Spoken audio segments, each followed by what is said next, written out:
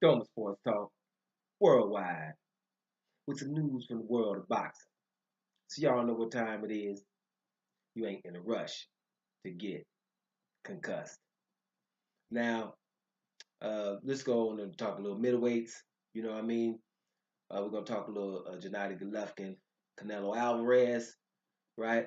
And we're gonna talk Gennady Golovkin's trainer, Mr. Abel Sanchez. He got a few guys. He got more guys over there, right? Too. So don't try it. The man handles his business, and he's gonna talk. And Abel Sanchez has been stating lately, he said, hey, man, the hand wraps on Canelo, these boys are making casts on there, wrap, tape, wrap, right? And it's like a cast. And you're making it into a weapon. So they knew this before the fight. They were going back and forth before that first fight that Canelo and Gennady Golovkin had. So he has a problem and an issue with that. He says it should be illegal, should not be allowed, and it's only allowed in Nevada, right? He said you go ask somebody in California, and they'll tell you them guys are ignorant. So he doesn't agree with that. And hey, come on, don't sound right now. You know, you making your fist already bad enough into a weapon, so that shouldn't be allowed, right? But my thought pattern comes, you hear what they're saying, but like I told you guys, what they're not saying is we just ain't fighting them. You know, if you combine that with the fact that you don't believe he was dope because of the tainted meat. So you believe he's dope. You show pictures of the some of the scars he has on his stomach from the shots he was supposed to be taking from doping. That the doctor sent Golovkin's team or with Golovkin himself, whatever. So you were very very on it. You were updated on the fact that he was probably doped and not from tainted meat. So he's dope and he's using cast only for his hand wraps, but you still want to fight him. So that's saying a whole lot right there. That's saying I'm gonna fight him, period. Like what I told you guys before, why I've been thinking this fight's gonna happen. And way before. Now it's kind of open information. But I told you it's sharks, piranhas, and something else. It was lions. Right? And those people, the mandatories of Charlo and Deryanchenko and Jacobs and the other bad dude, Demetrius Andre, right there, all of them willing to fight. Those guys are the reason why we're trying to fight Canelo. We don't care what's wrong with him. And it's not just money, guys. It's not just money.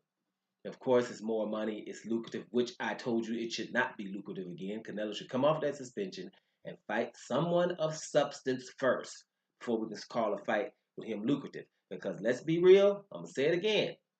Canelo was not the best 154 pounder, and he has not fought anybody in the 160-pound division, the middleweight division, before Golovkin. So he's not proven to be better than those other ones that are waiting in line. It should be in front of him. Fight should be more lucrative than his. But for other reasons, his is lucrative. We can't have it. Gennady Golovkin's team said that he got the hand wraps, said that the Canelo's dope, but you're trying to fight him no matter what happens. Right? Now you're trying to fight anybody except these guys. So what's going to have to happen here is Golovkin's going to have to get stripped, right? Of some titles. He seems to not really want to be fighting these guys. There's no way around it anymore.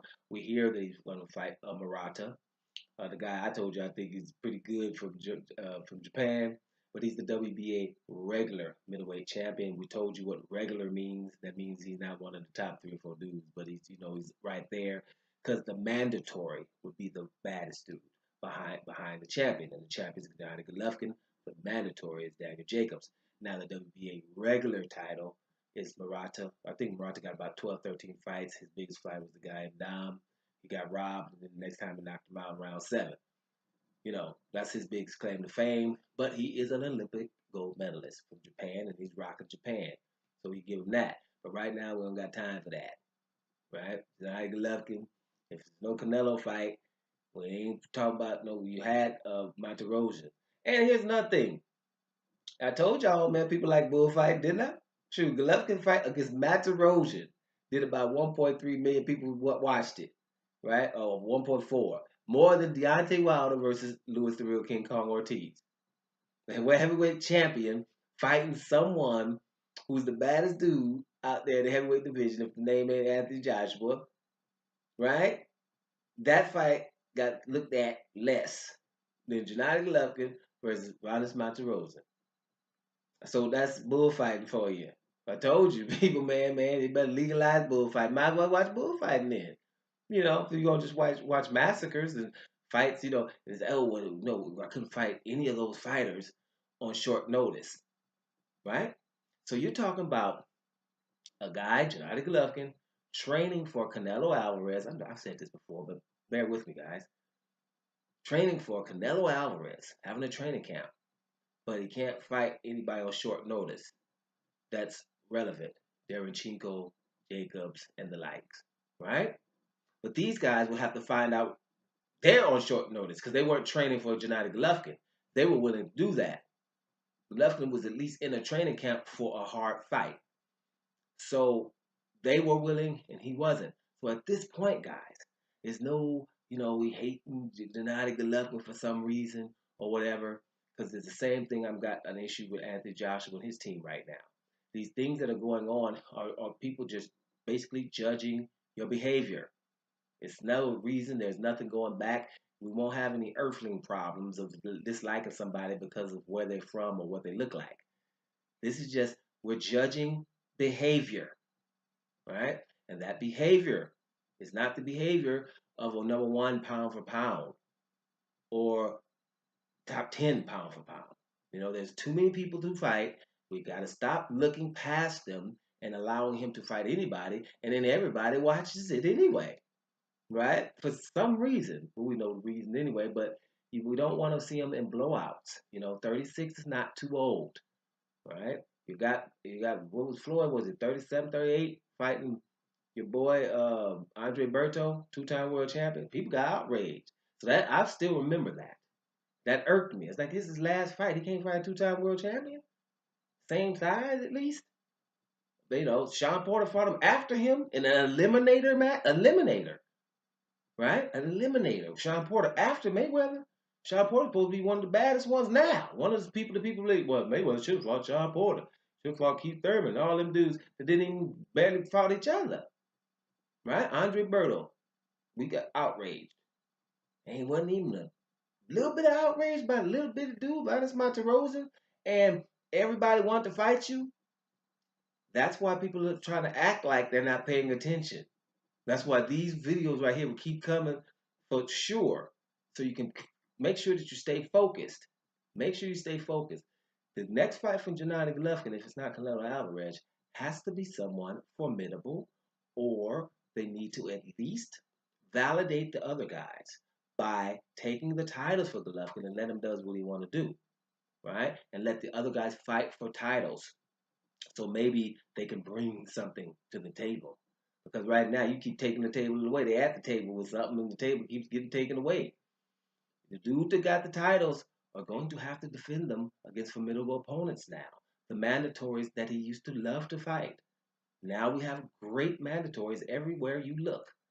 So stop looking past or through them. They're there. And not only Canelo Alvarez, because at the same time, Canelo needs to prove something when he gets back. Anything. We're not talking Spike O'Sullivan and Gary Lemieux because they're golden boy. Those other guys, if Canelo comes back and beat anybody, a Demetrius Andrade, a Darren Chinko, or take one of the mandatories from someone else, or Jacobs, anybody like that, a Charlo. Shoot, go back and beat Charlo's little brother, or something significant. Then you can make that fight with Gennady Golovkin be really big, right? Not just big because people are just saying it's big, but I'm talking about, whoa, these guys are really the best. No one believes that anymore. That has any idea, information about boxing. I don't think anybody that's not a casual fan believes these are the two best middleweights anymore. Because it's definitely not proven. And that's no slight on them. It's just, this is the game of boxing. And what have you done for me lately? It is what it is.